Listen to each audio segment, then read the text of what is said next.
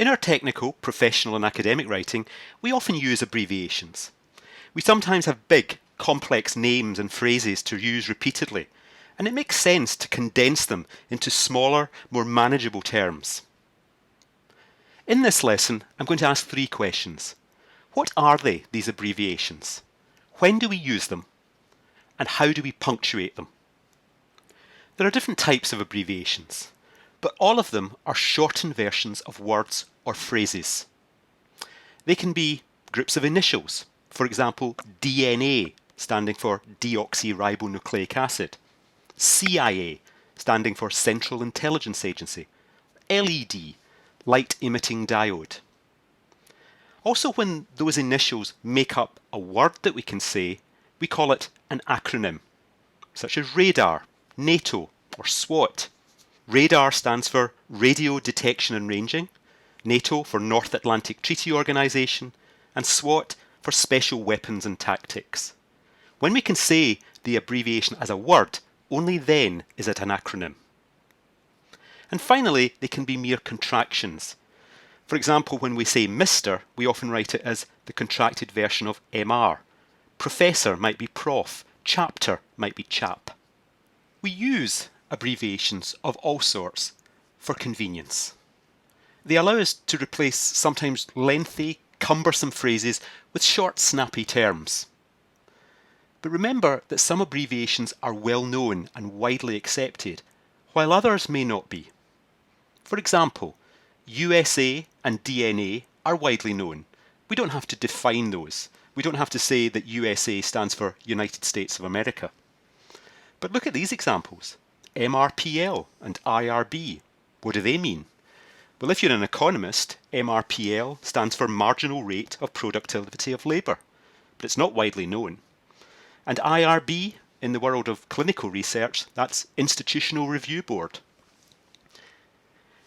If we're using non-standard, non-widely accepted abbreviations, then we should always define them on our first use.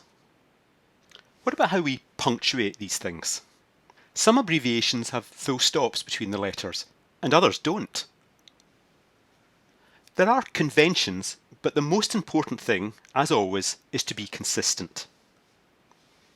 Usually, if an abbreviation is composed of capital letters, no full stops are required.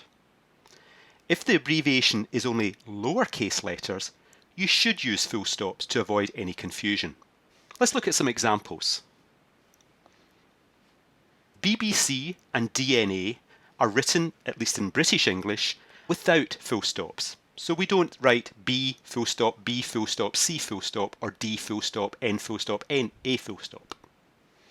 Similarly, the names of the countries, UK and UAE for United Kingdom and United Arab Emirates, are written in British English without full stops. But the lowercase expressions of AM and PM, when we're talking about time, are written with full stops. Similarly, the Latin abbreviations IE and EG, when we use those in our writing, because they are lowercase letters, we use full stops between them, and never without them. Importantly, don't mix them up.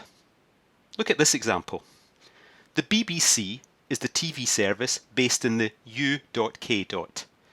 Here we've written the BBC in one format, but the UK in another, and clearly we haven't followed any rule.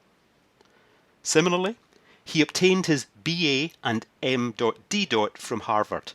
Again, we haven't been consistent. Both of these are therefore incorrect.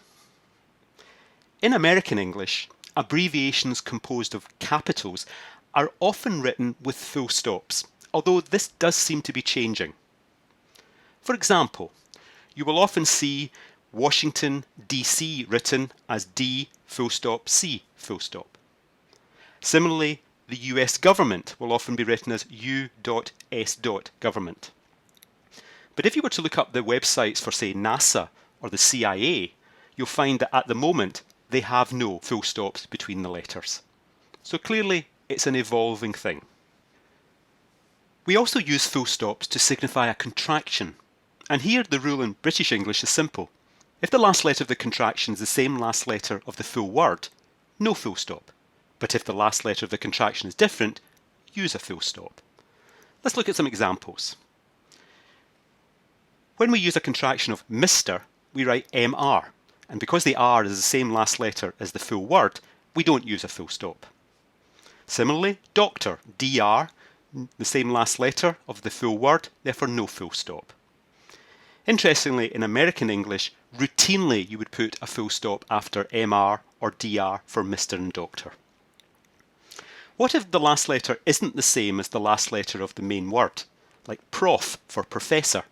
There the F is not the same last letter as professor, therefore to signify that we put a full stop to show that it is a contraction. Similarly, if we want to abbreviate the word abbreviation, we might want to write abbreve, but again the V is not the same last letter as the full word, therefore we put a full stop. Chap for chapter is just the same, but if we want to abbreviate the word book and make it into BK, there the K is the same last letter, therefore we don't have a full stop to indicate the contraction. There is a rule, and if you follow it, then you're likely to be consistent. But as with all writing, make sure that whoever you're writing for, if they have some particular style guide, that you follow that closely. So in this session, we've looked at 3 questions. We've seen that abbreviations come in different shapes and sizes. We've looked at how we use them for convenience. And very importantly, we've learned how to punctuate them. Let's leave the last word to the American entrepreneur and publisher Malcolm Forbes, who said, SM is an abbreviation of both stock market and sadomasochism, and there are those who think they are one and the same. If you would like to find out more about writing, why not subscribe to this channel, or take a look at 2 of my books which were written specially for those who find it difficult. Also, you can keep in touch on Twitter and follow my blog, The Business of Discovery. I look forward to seeing you next time.